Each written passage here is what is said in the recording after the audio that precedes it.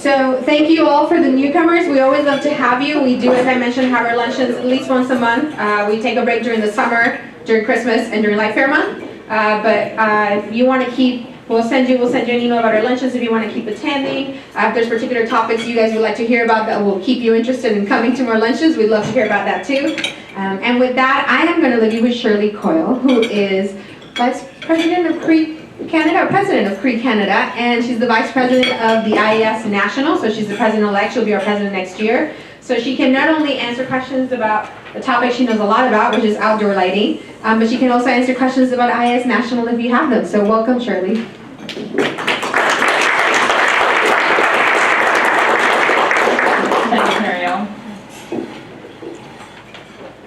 Good afternoon. Really happy to be here. Thank you. And I mentioned to a couple people, I see the weather is the right kind of weather for visitors like me, so that I don't get it in my head to move out here like everyone else who wants to come live here. Great to be in Portland, and thank you for everyone who's joining on the web. Great to have your participation. I wanted to make before we start the technical presentation, to make a couple of comments on IES as an association. For those who are joining us virtually as well as those in the room here, we are in the process of trying to do a reset on the IES organization. And you may have seen some of the elements of that already. We are an organization between 7,000 and 8,000 members in a very vibrant profession and industry with lighting. However, we recognize that we need to modernize, improve our process for coming up with our technical standards. We're a technical standards writing association, and that's a very important part of the value that we can bring to those of you who are members and those of you who are involved somehow in the lighting profession or the lighting industry. And we are working very hard to modernize and make sure that we can have multiple modes of bringing you documents that we have. So we've had some issues in the past, and we are working very hard with both new staff that we've put in place. Our new exec VP, Tim LaCitra, is helping us become a much more progressive association. And we will be working to add more staff so that we can support local sections like the very vibrant Portland section, so that we can take off the shoulders of the volunteers some of the day-to-day work or administrative work that should be done by the staff, and then provide better value to everyone in the lighting community. So we're really excited about some of the changes. We've had some recent hires. Brian Liebel has joined us as Director of Technical Standards, and he's a well-respected lighting practitioner and researcher. And then most recently, Mark Lean, who many of you know. I know he spoke at the section here in the past months, a great guy from the industry who's worked in a couple of different large manufacturers, and just a great futurist, very interested in technology. He's also joined the staff as Director of Public Policy. So we're bolstering the staff that we have there to become a lot stronger in terms of what we can offer to the profession and industry and the general membership. So if anyone has any comments or questions later on, there's a lot going on. We've done a full business review. We're bringing in a new association software management so that we can make some much needed changes in terms of the website and how we make information and documents available, and plan to work a lot more closely with other organizations in the industry. People like the group that's here from P&L. There's a lot of great work being done, and we need to do a better job of working closely with those partners and other affiliations. So there's a lot of good stuff happening. So very excited about what's coming in the next couple of years. So today's talk, what I wanted to do was to go through the document that is RP-33, and that's a little bit different than many of the other recommended practices that IES has done. So this was published at the end of 2014. Most of the recommended practices take a very specific slice of the lighting practice and give you technical advice on just that application. This document is a little bit different in that it's intended to, this is the document that came out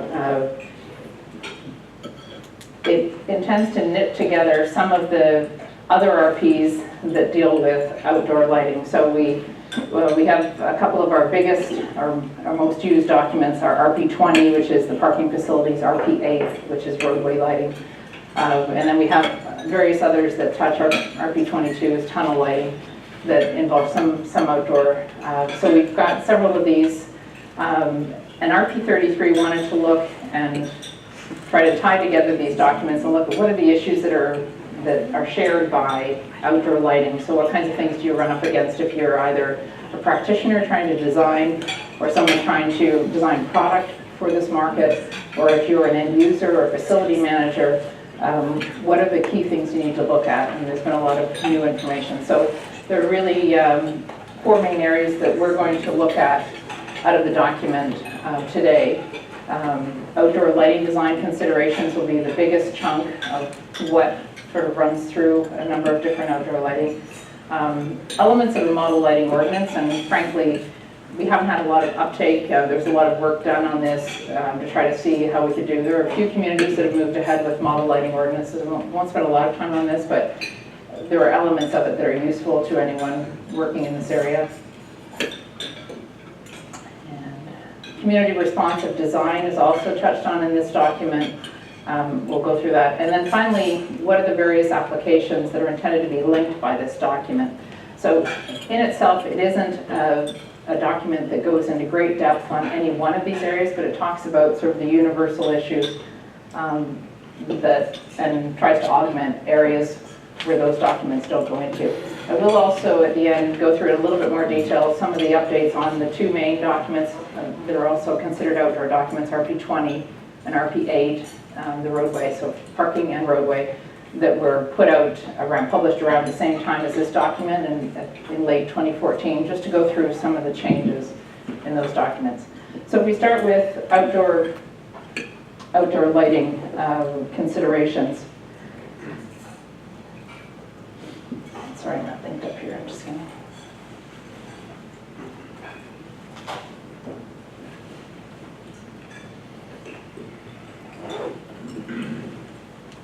So the very first area that's talked about in the document is when, where, and how to light.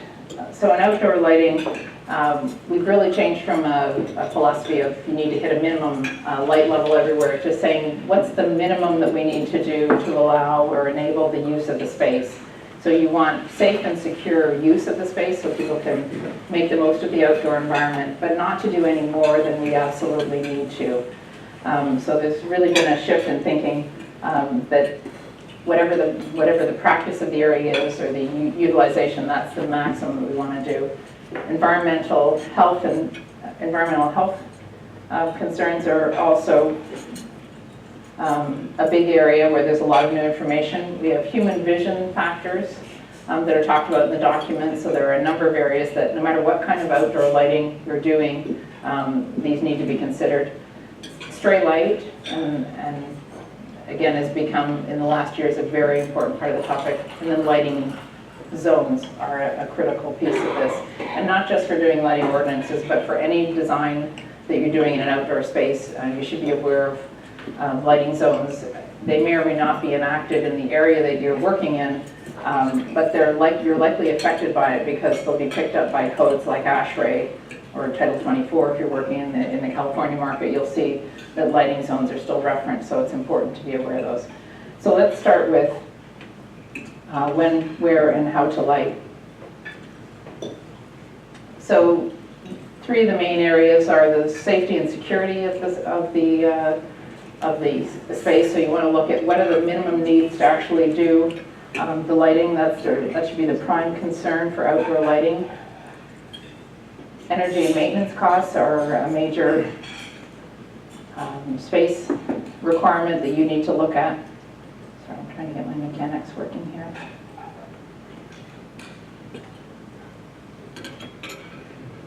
And environmental impact, which we've seen a much bigger recognition of what lighting is causing for the environment.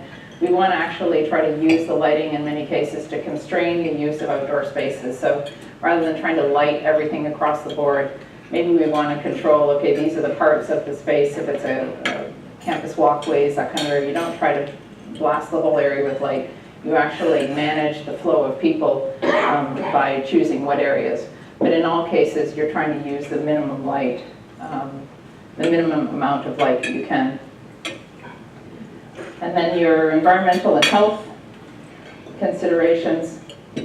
This is an area of huge discussion.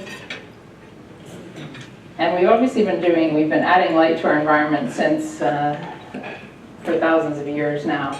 There are three main areas. So on the human side, there's been a lot of controversy, and in general, and this is a general statement, the amount of light that is added to the environment by exterior lighting for humans is not believed to be a significant concern. So where it is a concern is in aggravation, annoyance, making an issue for people trying to enjoy dark spaces. But in general, because it depends on dosage, duration, amounts of light, the kind of light that we're putting into the environment in general for the humans, and this is light at night, so for lighting that's in the exterior environment getting to humans is not perceived to be a major issue, and that there's no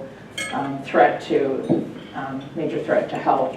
So research is obviously continuing. If you look overall at the last 10 years, we found out a lot of things that we didn't know about the non-visual effects of light. The whole non-visual system has a lot more impact than we were previously aware of. So a lot of that work is more for studying the light, the effective light in the interior space, not exterior. But in general, the studies that have been done by LRC and others looking at light from the outside environment coming into your bedroom window, it's not a significant exposure. The areas where we do have to pay a lot of attention, though, are to the animals in the space, in the exterior space, and plants. There's research as well happening in these areas. So for animals, the bird that I have up here is one of the aspects that we know that we have a negative impact on migratory patterns, and that for other nocturnal creatures, and there's a big slice of the animal population that is nocturnal, we need to be aware that having lights on in their environment does disrupt their habitat. So we just, again, need to make sure that we're only using the amount of light that we need, and then using controls and curfews to make sure we're turning the lights off as much as possible when we don't need them. And there's a lot more detail in those. So this document goes into some of the detail that's out there and points you to other documents where you can go deeper if you want. But these are things to be mindful of as you're designing for the exterior. And then plants, the photograph I have here is Illinois DOT did a study that was brought to the roadway committee research showing the impact on soybean crops where they had sections of the field that were not growing properly.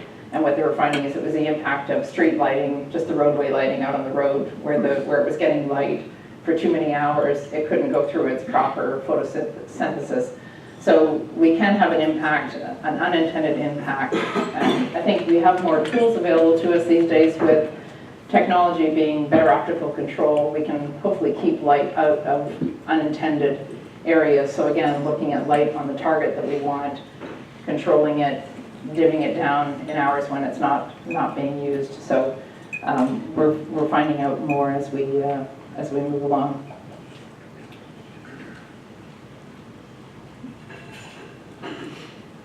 So the next one will be the human vision factors that are talked about in this document. So there are 6 areas that are talked about in terms of human vision factors. Obviously this is a huge area and there are a lot of people that have a ton of expertise in human vision. I'm not one of them. I will go through with you what this document covers. So the first one is glare, and we've got glare, luminance, spectral distribution, visual acuity, visual adaptation, and illuminance. So those are the areas covered.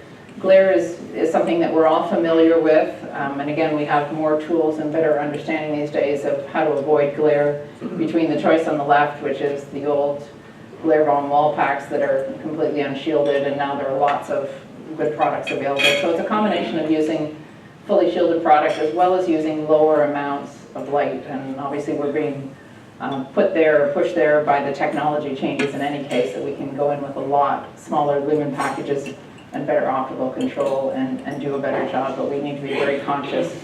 So there are the three kinds of glare. There's disabling glare, disability glare, where you're actually, it's causing light to scatter in your eye, and it actually creates sort of the feeling of a veil within your vision, like there's a veil over what you're trying to see. That effect becomes worse as we get older. So in that case, that actually affects your visual acuity. Discomfort glare is just something that makes you feel uncomfortable. Could be something like looking at headlamps as you're driving down the road, but it doesn't stop you. And then nuisance glare is what we call the complaint of that light is shining in my window. It's really something that is just annoying that's in the space, but there is still a lot of that out there that we need to take care of. So those are the issues that we need to think about around glare. So that will be handled by the selection of product, looking at what's around the site that you're designing. You should always, if you're working on a design, it should be always looking at the context that it's in, the surrounding areas, and what other areas might come up as a problem.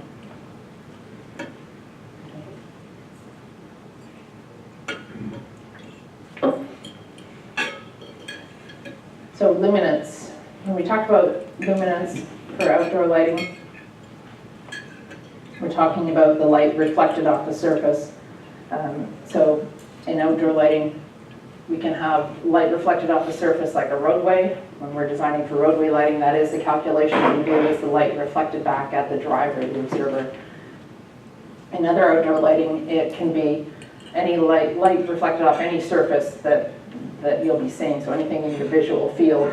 So it could be vertical or horizontal fields that you need to be aware of, that luminance is being reflected back at the observer. It can also be the luminance, the brightness of a luminaire, the face of a luminaire. And I think with the change in technology, we always had this with big HID luminaires, that there was a lot of brightness on the luminaire. We've got a different kind of brightness now with the pixelation of some luminaires, and a different kind of reaction that people have to seeing the brightness and the pixelated. So we're always looking for solutions on how we can make that luminance more manageable for the observer. So the big issue with luminance in exterior lighting, though, is that you've got such strong contrast between the dark of night and whatever lighting you're putting into the space. So it's almost impossible to make those ratios comfortable, but we have to do everything we can to where possible, mitigate that effect of having very high luminances on vertical or horizontal surfaces, and then very dark backgrounds. So we just need to try to think about transition areas where people are moving from in a space, both for safety and for comfort, that anything they can see in the one field of view. So you need to look at your location and try to think about where the observers will be, where are people moving through the space, what's going to be comfortable, and how the luminance ratios will feel. 20:1 is kind of the maximum that the publication talks about, trying to stay within a 20:1 luminance ratio between surfaces. Not always possible, especially when you're designing for very low light levels, and you might have completely dark in the next space, or if you're in a high ambient area and trying to do some dark areas. So one of the ways to take care of luminance or watch for luminance is by using the luminaire classification system. There's a separate document. Most of this information is in the publication itself, though, explaining backlight, uplight, glare, which is our bug acronym, to use it to sort of winnow down the selection of products to make sure that you don't have high luminance. Also going with smaller lumen output packages, which again is easier to do these days with our solid state lighting. And then color temperature, CCT also has a role in luminance. So there is a perception that the higher CCT sources, it's not an absolute rule, but the higher CCT sources appear to be brighter to people. So you need to keep that in mind, that if you're going with a very high CCT, think about how it fits in the context of the community or the surrounding area. That if most of what people are living with is very warm, and then suddenly you're introducing a very high CCT at 5,000 K, that might feel uncomfortable. It might appear very bright compared to what else is out there. So there are lots of choices and lots of movement to warmer CCTs, and ways to do that and still have a high efficacy in the lighting. So think about how it fits in the overall surround, not just that site itself. So try to look at the surrounding area. So that kind of leads into spectral distribution. So this is spectral power distribution, which is, excuse me, what's happening with the light source itself. So I think most people who've been in this industry for a while have been hearing about the categories of vision. We have a photopic vision, that's when we're completely light adapted, daytime, scotopic when we're completely dark adapted. And this is, for us these days, is very rare to be in scotopic vision. It's when you're out on a starry night up at the cabin and you've had enough time to be completely dark adapted. We really don't get that very often in the urban setting. Most everything that we're doing where we've got outdoor lighting, and if you're on the road driving, you're really not in scotopic. You may not even be in mesopic, because with the headlamps coming at you, you're going to have enough light coming into your eyes, so you're probably not even in mesopic anymore.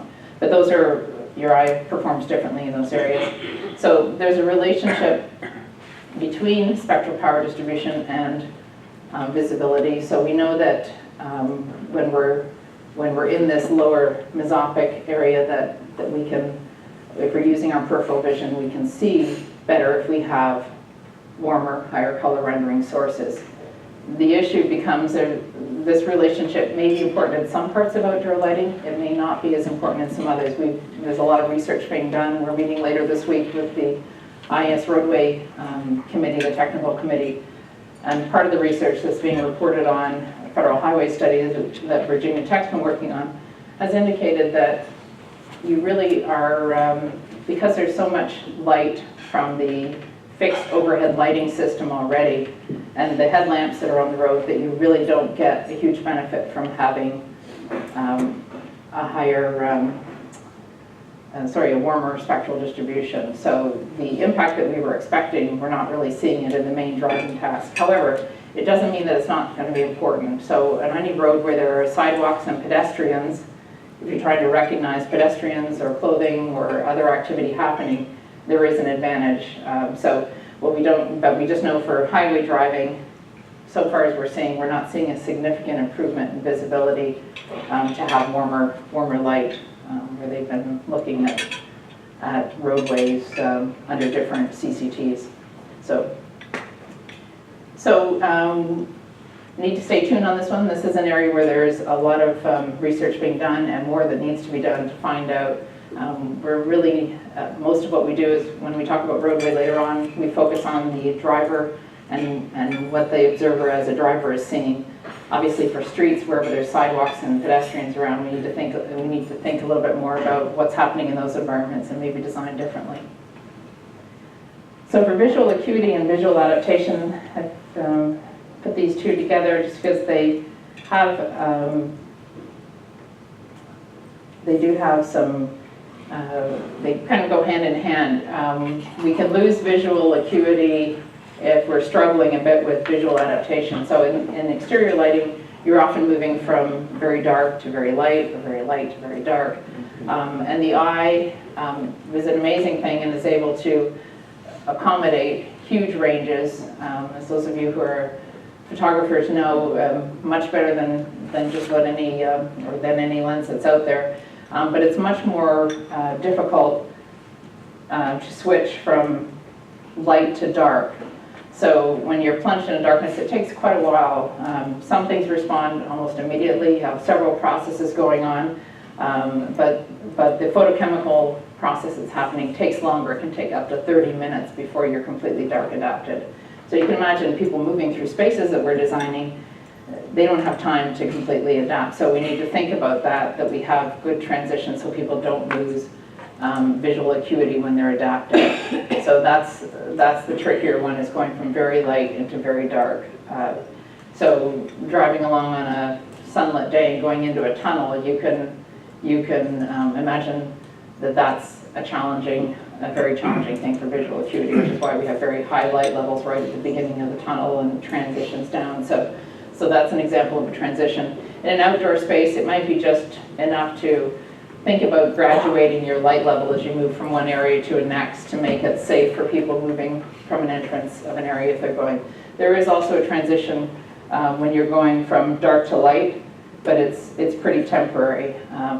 But even something that's been remarked on for years has been the tendency to really overlight service stations or gas stations. You have these hugely bright canopies, and then somebody drives out of that into the regular parking lot of the roadway, and they immediately have to move into traffic. So you can imagine for somebody with aging eyes who's having an issue with adapting already, and you're putting them from a very high light level. So we've been trying to tone down those standards as well, just trying to get to the light that we need to do a task, and we'll talk about that a little bit later in the application for that. So just to think about that the eye has to visually adapt, and we're going to have big changes in light level.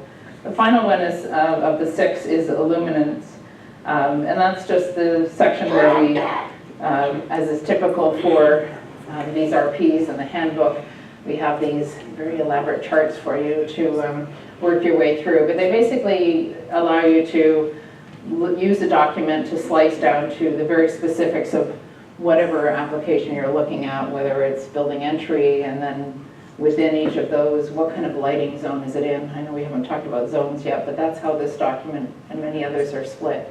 So that depending on the type of lighting area, it will give some specific recommendations for levels of light. So in lux, we're giving the levels there.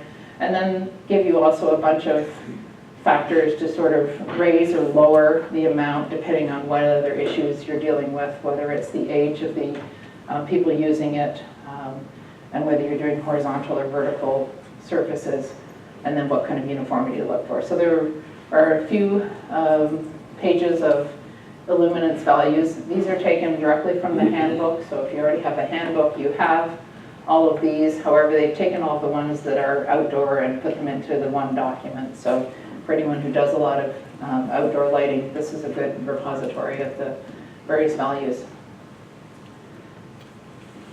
So if we move on to the, down to the last couple of considerations for lighting, lighting design and outdoor lighting, dealing with stray light is broken into 2 areas. One is light pollution, and the other is light trespass. So light pollution is the combination of all the chemical and all the chemical things that are happening in the air along with light to give us sky glow. So it's all the unintended or unnecessary or non-directed light that's going up into the environment. And over time we've come to find out that it's not so much just up light, a lot of it is just the light in the near horizontal band that is the worst. So something coming out at 80 or 90 degrees even, it's still below 90 degrees, but it travels a very long way in the environment. So we need to be really conscious. The challenge always is, for people designing, is that you want to get the biggest spacing you can possibly get to keep your cost down on a job. So we tend to take luminaires that we're always pushing for a product that we can space further out, but as you do that, then you've got light coming out at very high angles. So it's something to be thinking about with your clients, is that the trade-off between not having as much light pollution means that you're going to have either, you probably have more poles and narrower spacing. So that's the issue for light pollution. How do we minimize it?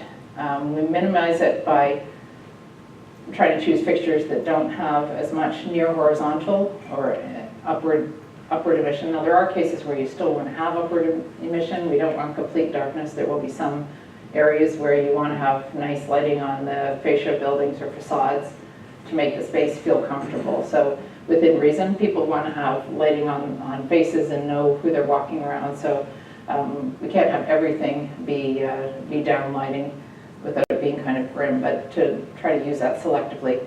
And then, of course, using controls to turn off or dim anything, keep it low or not use it at all at certain times. And just minimizing, really being selective about where we put the lighting. The other issue with stray light is light trespass. And this gets back to the lighting that's obtrusive off-site. So often with designing exterior lighting, we're looking at just the site that we're designing. We need to always think about who are the observers, what's in the surrounding. You won't always know what's going to be there if it isn't built up yet. But look for changes. Sometimes it might be just topology where you've got somebody, you're designing up on a hill and you've got residential neighbors that are going to be downhill or in a position where they're going to see whatever you're lighting. So you just need to think about how to minimize that.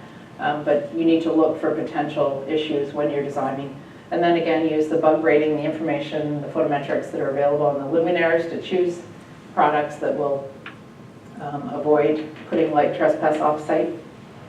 And then for any non-shielded luminaires, again, there always will be some that you want to have some uplight, or you want to do some grazing, or you want to do some directional lighting, flood lighting on the site. Just keep it to low lumen packages and use it in a very targeted way. So careful placement and try to keep your aiming angles low where possible. And also wherever possible to light from above, where you can. If you're going to graze a brick wall, try to start at the top of the wall. We're trying to, this same committee is trying to now tackle electronic signs. I'm sure everybody's driven by the signs that almost knock you off the road, and we're trying to figure out how to, the impact that those signs have off premises, to figure out how we can get some control or some limits on those signs as well. They're a big source of light trespass. So here's the final of the outdoor lighting considerations in RP-33, and that's lighting zones. And as I mentioned before, lighting zones are not just something for a lighting ordinance. They've really become a standard for energy codes, as well as documents that the IES puts out to try to get people to think about, even if you don't have zones already mandated by whatever municipality or client that you're working for, that you start to think in terms of these zones. Often they will line up with land use development zones so that you can use those as well to think about these. But starting with LZ0 and going to LZ4, LZ0 are basically the wilderness preserves. So these are areas where you should not, we're not expecting to have any lighting. Now, that doesn't mean there's absolutely no light in an LZ0. Even Title 24 allows for lighting at particular areas. So in a trailhead in the wilderness area, you can have 1 or 2 lights at each for the bathrooms that are out on the trail. So what it means is you'll just have, and it'll be at low wattage, something like 15 watts, I think is the maximum that you're now allowed, and it needs to be have controls on it. So you can still use some lighting, but it's extremely limited. LZ1 through 3 are really the ones that you would see in any typical setting. So LZ0 is really national parks, that kind of thing. LZ4, the best example of that is Times Square in Manhattan. Really isn't, might be downtown entertainment district in some other large cities in North America. But for example, in California, there are no LZ4s allowed or registered. So you're not allowed to use LZ4. So you'd be looking at LZ1, 2, or 3 to cover, and that gives you an idea. In each of the publications, it gives you what your light level should be if you're in those areas. What you want to do is think about the areas. If you've got an LZ2 next door that you're not going higher, that you're either staying with LZ1 or LZ3, that you're sort of not jumping more than one lighting zone level as you move from one area to the next, because again, that's jarring for the users or drivers or anyone in the space. So you want sort of the residential areas to be LZ1, the LZ2 would be sort of your more mixed use, and some light commercial, and then LZ3 for your very busy areas, but that should be all that we need. So there are very detailed descriptions of these in the document itself that you can find. So if you're going to use lighting zones, there are lots of things, if you're trying to get a client to adopt them, you're always going to have exceptions to the rule. Obviously, prisons and other state and federal facilities will have special circumstances or special approval to do what they need to do. Roadway lighting is typically outside of any of these lighting zones, but you may be able to get, for downtown business, to get the planning to consider that. And then you will need some kind of ability to have special exceptions if you're working with somebody, a municipality that wants to do some kind of lighting ordinance. You would want to make sure that you have the ability, if there's a big college game in town, that things can run differently. You can have different light levels. You might need to do more, and a lot more is possible now with the controls that are available.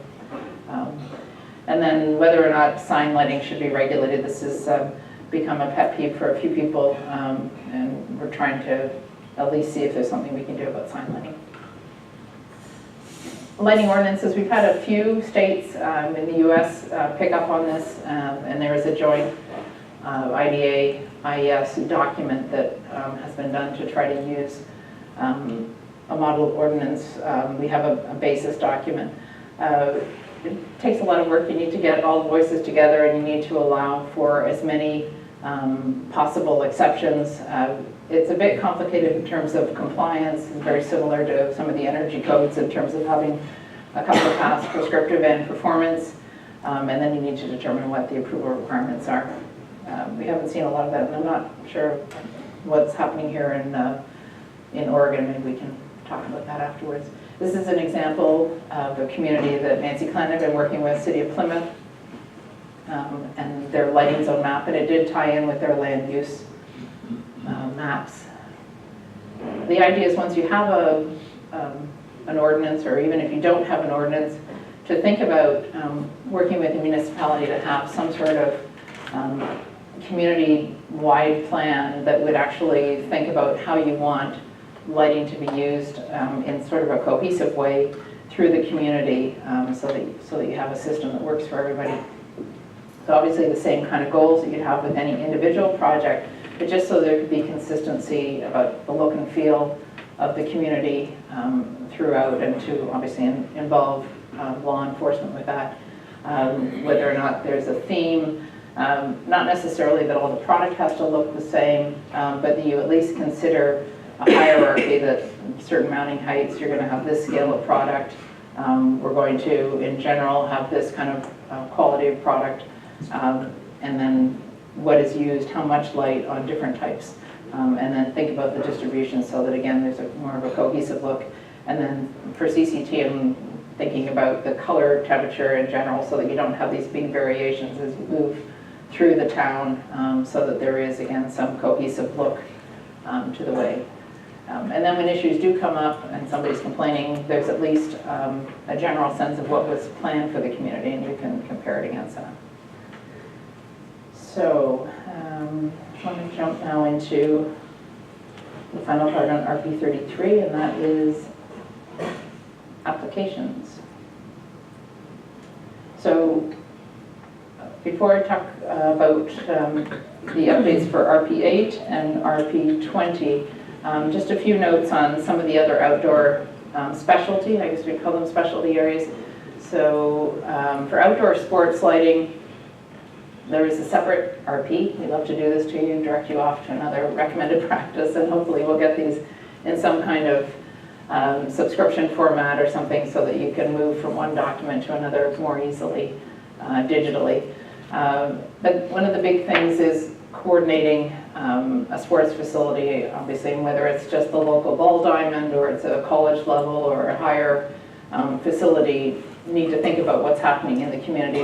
Are there lighting ordinances? What else do we need to do? And then what can we add in terms of controls and curfews, but then allow for exceptions, so that when the big game is on, that you can have the disruption, handle the crowds, and then go back to your normal. So there's a new version of the sports lighting RP that is getting close to publication now.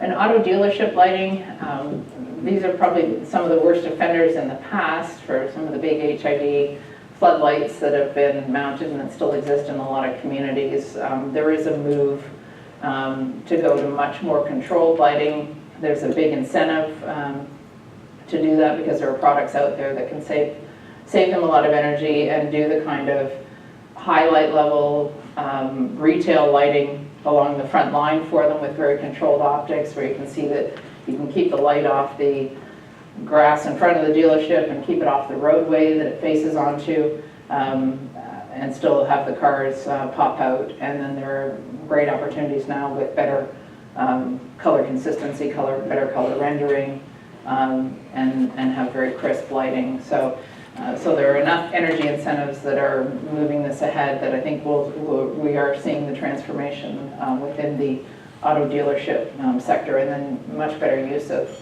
controls so that they can have these showrooms running at night, but they can be at reduced levels. They're effectively outdoor showrooms, but get rid of the glare.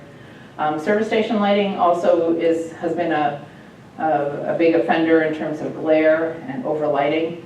That's changing though. I think you probably have seen in your own communities a lot of change in the petroleum canopies.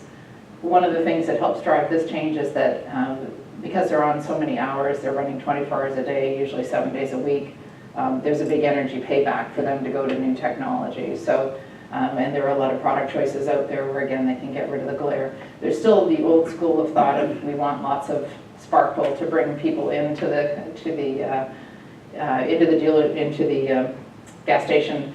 What we're trying to do is encourage people to, what you need to do is think about the task at hand, which is dispensing fuel, cleaning your windshield. But if we get good verticals, we can use, again, good quality lighting to get light on the vertical surfaces there. They can safely put the gas in their car, get in, grab their cup of coffee from the C-store, the convenience store that's inside, and move back out again and safely transition out of the space. So we need to think about adaptation, but there's a lot that's being done in this part. So I think this is getting better.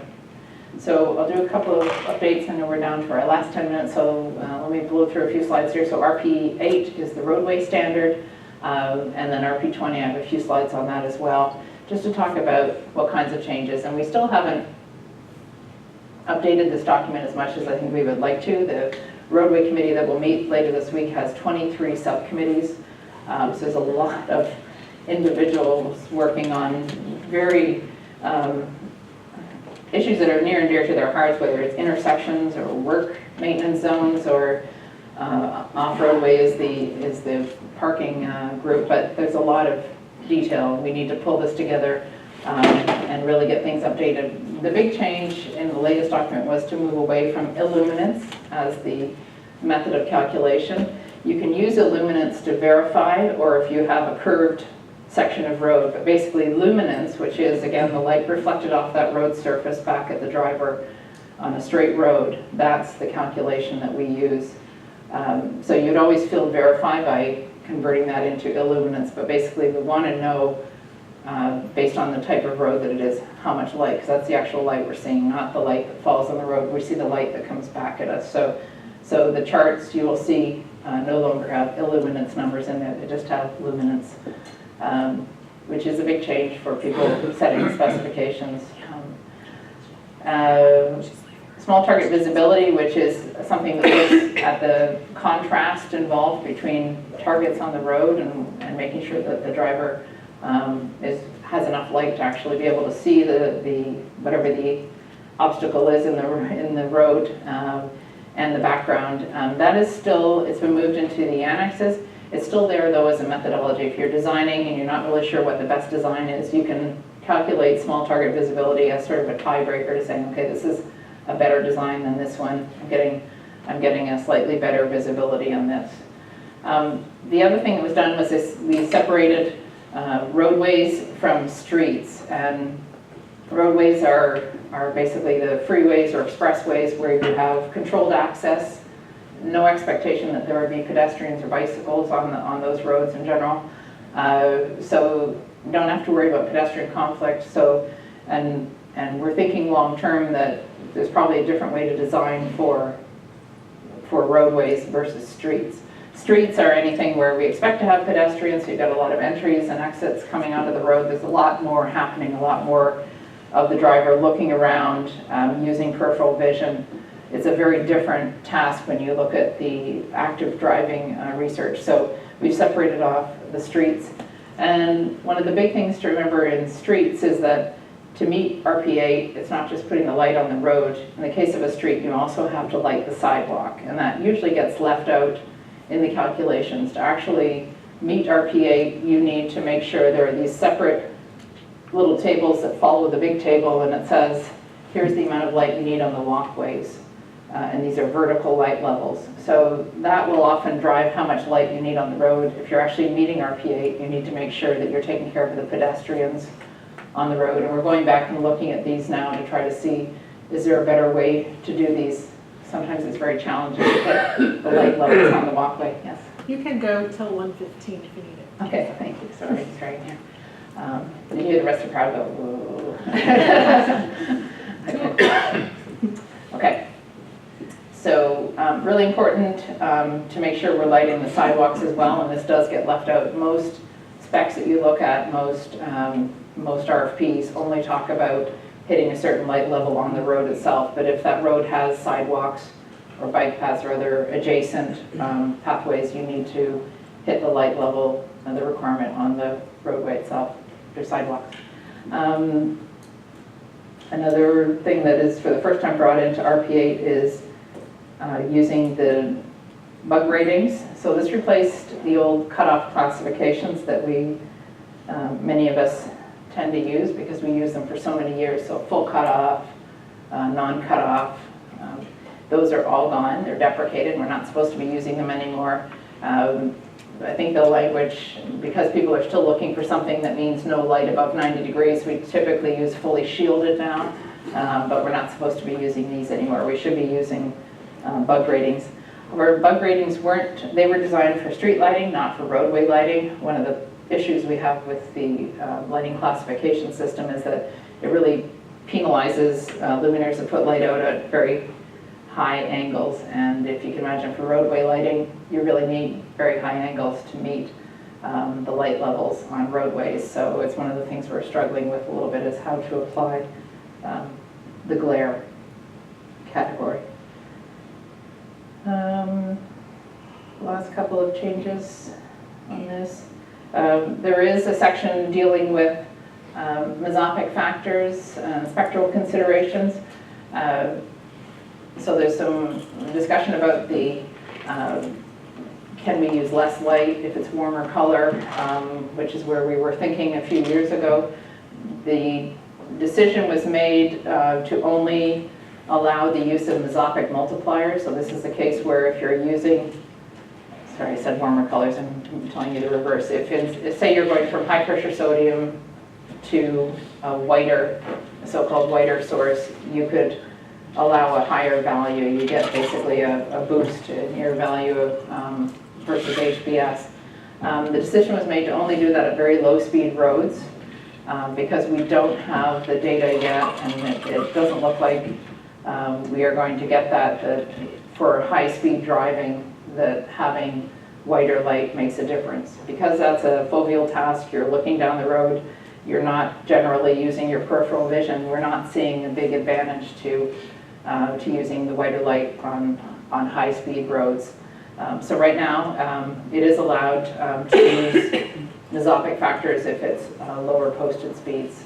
So 25 mile an hour and lower. There are a couple documents out there. Federal Highways has a study, and I, by the way, will have a PDF that I'm sure the section can make available if anybody wants a PDF of this. There's a Federal Highway study out there about using adaptive lighting, so there is available information out there. Other stuff that's included for the first time in RP-8, there's some very detailed sections on intersections, crosswalks, what to do with high mass lighting, plazas, toll plazas, that kind of thing. So there are some new sections. The adaptive lighting discussion is interesting in that it for the first time, you always could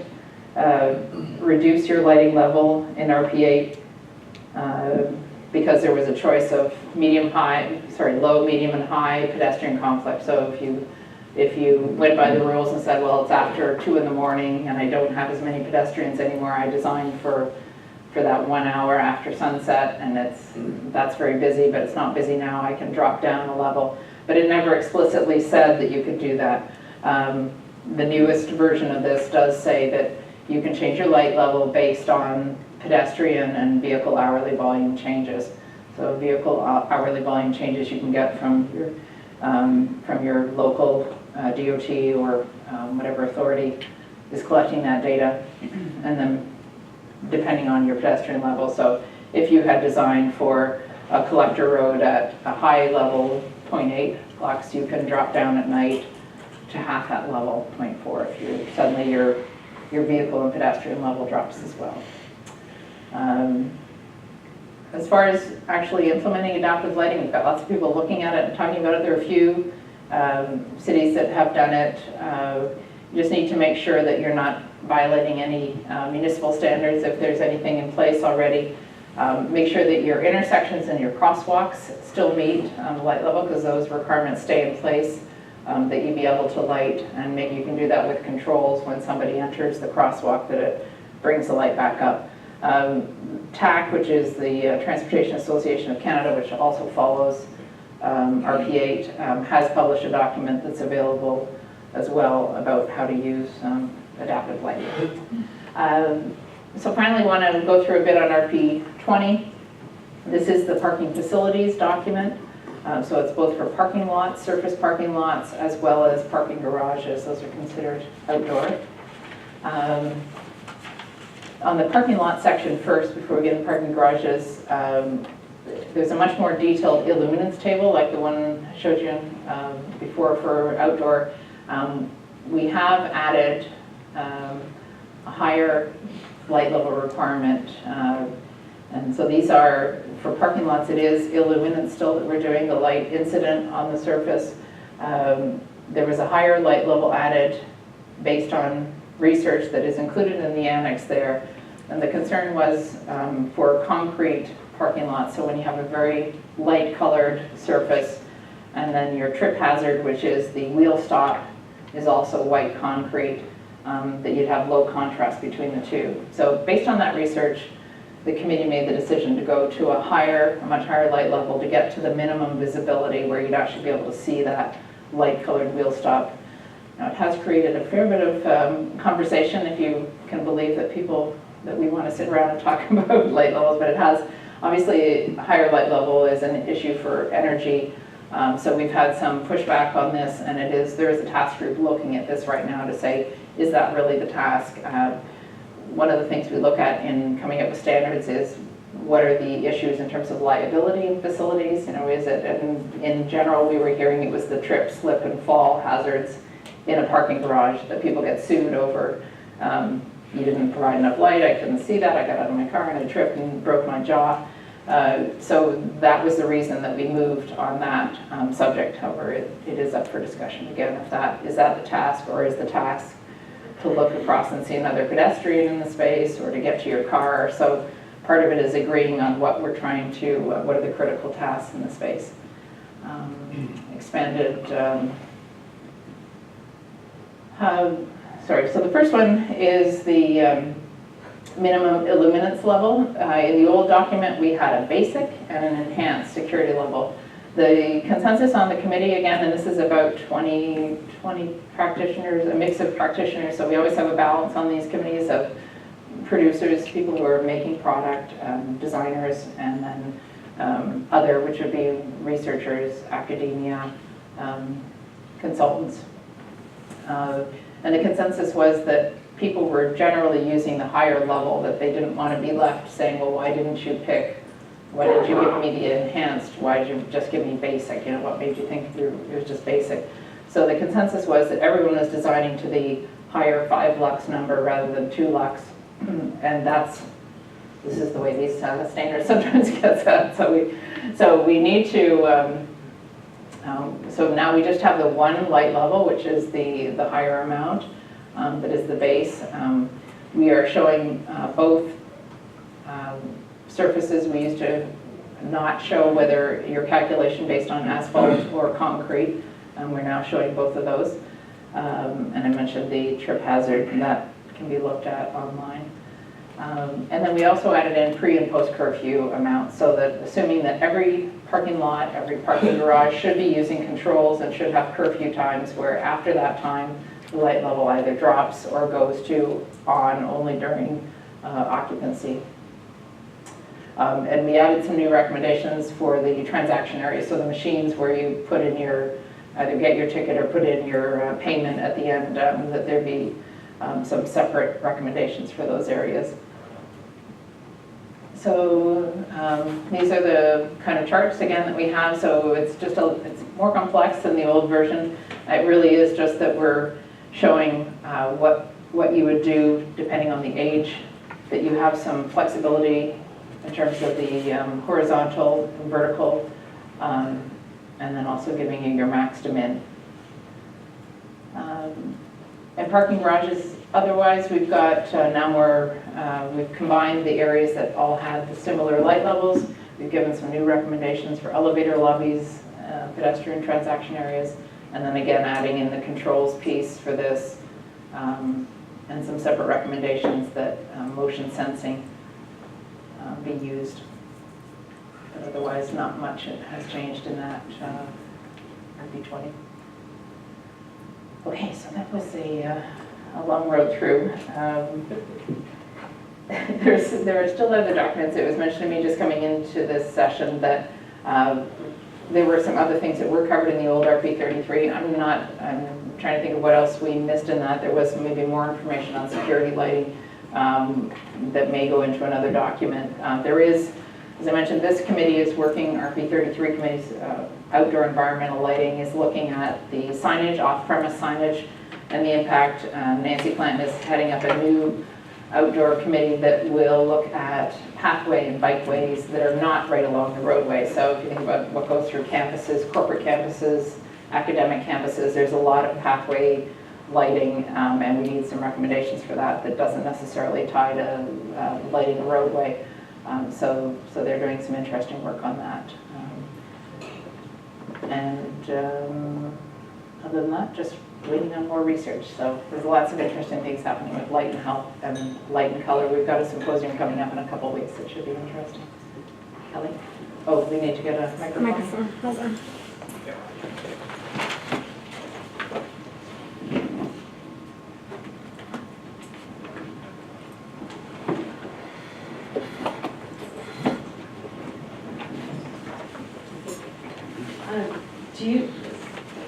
Do you know the reason for the change to luminance from illuminance, the practical reason why they decided to change that in RP-8? The practical reason, as I understand it, was that really is the light that's being seen by the observer, and that calculating illuminance sort of hid the impact of the changing surface or the differences in surfaces. So if we were just doing illuminance, it was a lot easier to hit those numbers than to actually get to the calculated luminance.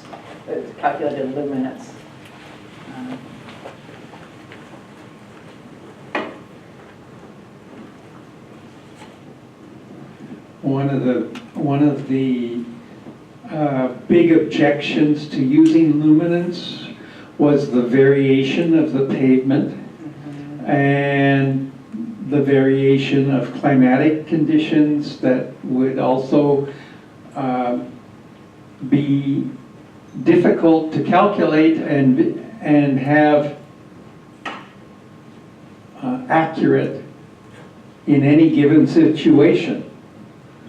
And so what has been done with response to that?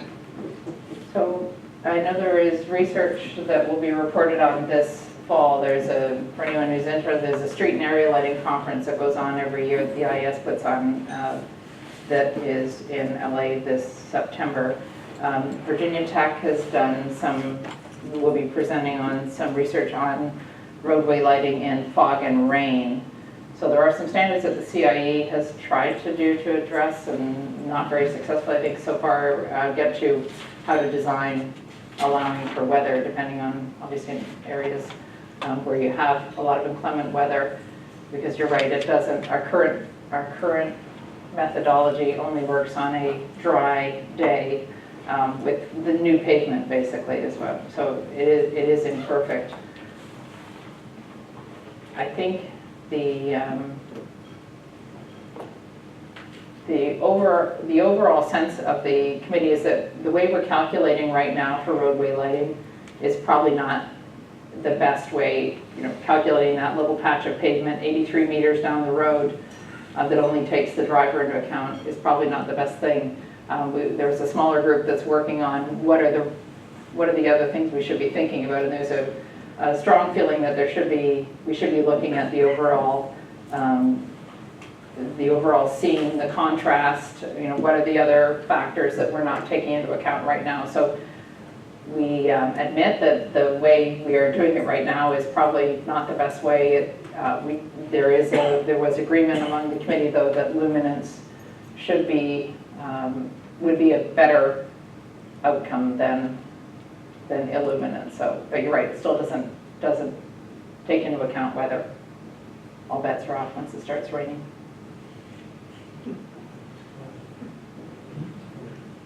Kelly, sorry. No. Is IES affiliated with the IDA? It is not. The model lighting ordinance that was done as an effort to work with them instead of, so there are members of IES who are quite active in IDA, International Dark Sky Association. During the time that the model lighting ordinance was done, we did have a working group, but that disbanded afterwards. So I think there's still some involvement. IDA has changed its thinking over time, I think, but is there a particular reason you're asking that? Yeah, they did a study about the health impacts on humans in exterior lighting, and you specifically mentioned that the IES's stance is that it's very minimal. Is IES looking into that, or is that research all being done by the IDA? So I don't think the IDA actually does any research, and they may have referenced someone else's research. So the research I was referencing was actually Lighting Research Center, Rensselaer in New York, had done studies looking at light coming into bedrooms at night, what was the impact on people. Some of the stuff that has been referenced that was creating some of the scare of does street lighting cause cancer in the headlines was looking at maps of maps that are taken from satellites and patterns of brightness, and then correlating that data to high rates of cancer in certain countries in Europe. And there had actually been no measurement of any of the lighting on the ground to see what it was. Basically just taking two pieces of information and trying to correlate them together. So there are a few people who've weighed in on this so far, and we've had some response from the DOE. I'm not sure if anybody from PNNL wants to make a comment, but in general we have not yet seen data. But we're certainly cognizant that there's a lot we don't know yet, but so far everything that we're seeing that is studies shows that as far as we know, the dosage, the duration, the exposure time that people have, and the amount of light that gets to the eye from light in the outside environment coming in. So different if someone's out there lying out under their street light, but in general if you have someone driving down the road, you actually don't mind that they're going to be maybe more alert, or that it's going to suppress their melatonin when they're driving on the roadway. That doesn't seem like a bad thing, but in general, other than not having shielded lighting, that yes, we shouldn't be pouring street lighting into people's bedroom windows, but that in general we couldn't find any place so far, and there's still, I'm sure, more research to be done.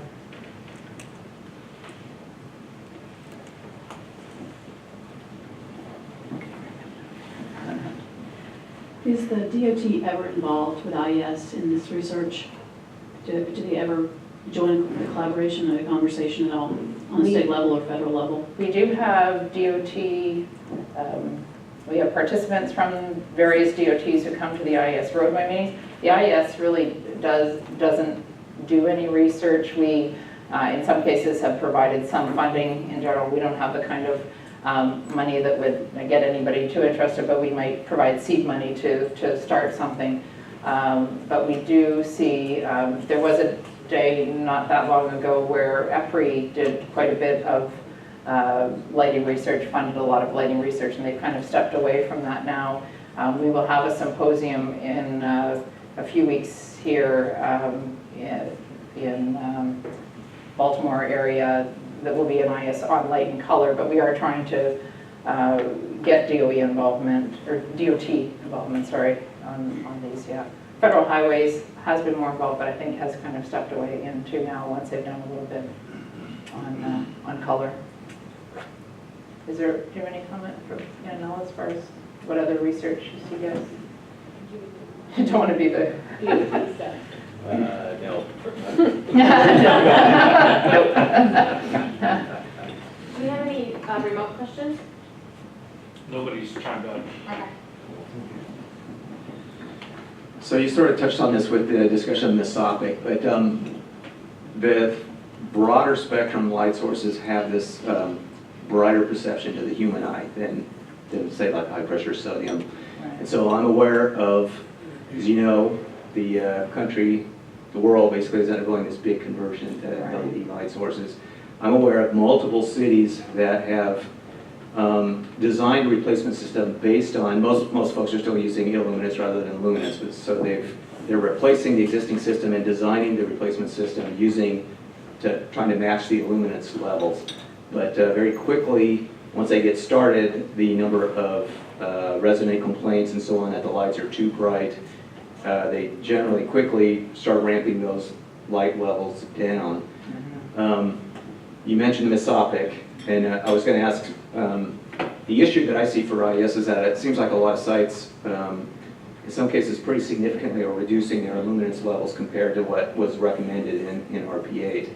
And so, to me, it seems like at some point those recommendations become sort of moot if cities are actively not, and pretty significantly so, dropping the levels. And I was just wondering if you thought if the mesopic multiplier, allowing that was sufficient, and if not, do you think IES is liable to address this in some other way in the future?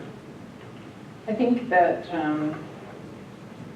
the light level, the maximum light levels especially are going to be reviewed, because some of the research, I think it was presented by Virginia Tech at last rate area, was that once you got above sort of the 4 lux, there was not a significant advantage, kind of need over that there wasn't, adding more light to the roadway didn't make a difference. So we're at least endeavoring to try to look at what's happening with the CIE standards elsewhere. So IES tends to be the North American standard. There are CIE tends to write the standards for most of the rest of Europe and many other countries, and then Australia and New Zealand have their own standards. But you're right, we've never, or I would say there has always been there have always been a lot of municipalities and utilities that don't necessarily follow RP-8, or you'll see in their documents we do, or they'll say in conversation we do half RP-8. So that's a standard, but so we recognize that we need to go back and look at it and rapidly. I think it's true in almost all of the outdoor lighting, and I would say in interior lighting we found the same thing. There has been a tendency to overlight over time, that we're finding that there's a lot more, and as we have better tools with controls and sources that lend themselves to being controlled better, that we can play with that more and drop down and find out if there's something we can do with the spectral, changing the color of the source to actually be able to get by with less light, both indoors and outdoor. Through all this, everything's saying minimize, and we're all moving that direction. Then we get down to RP-20 and parking facilities. We've more than doubled what our basic was, which most people were happy with, and eliminated a lot of glare issues and things. Is this on the list of things to go back and revisit? Yes, I was mentioning that the reason for that, or the thinking that went into that, was that the consensus on the committee at the time was that people were not using the basic level, that most people were designing to the 5 lux, not the 2 lux. So the decision was made to only have the 1 light level that was the minimum for visibility. It is being looked at again, because obviously there's an impact for energy codes. It's a big issue. So I would say one positive that's come out of this is we've got more people interested in parking lot lighting and parking garage lighting. And we'll hopefully have more voices, more input at the table. So, I mean, this is one of the realities of the IES as a standards writing association. We are consensus standards, and we follow ASHRAE's process. So we don't have to have unanimous agreement, but we do have to have consensus. We have to show that we've dealt with if there is somebody who votes negative or objects to it, we have to have dealt with all those comments. It means it's a very long and drawn out process to get through this, and sometimes we say, well, let's just get this out there and then we'll go back and work on it some more afterwards. So it's a bit of a messy process, kind of like legislation, and we would like to be more flexible and be able to respond more quickly. RP-8 has been put under continuous maintenance, so we can change small parts of it instead of having to get the whole document through, which is very challenging. We probably need to do the same thing with parking, but yes, we are looking at that again to see. There's a feeling in parking that verticals are probably more important in any case than the amount of light on the horizontal. It's really how we see, and again, in general, that's kind of a complaint about the way that we measure light in general with our lighting design, is that horizontal light levels don't tell us much about how we see. We mainly see by what's on the vertical surfaces.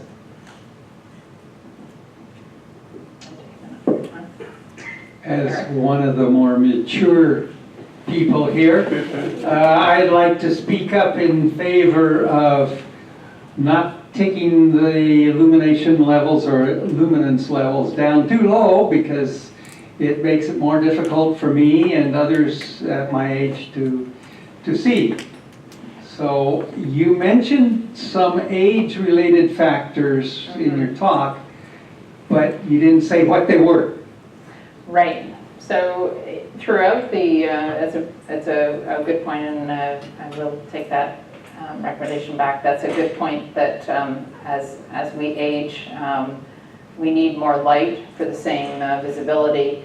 On the studies that are being done, and in the studies that are being done, we do make sure that they're not all students, that they try to get through the community, make sure that we have a mix of ages.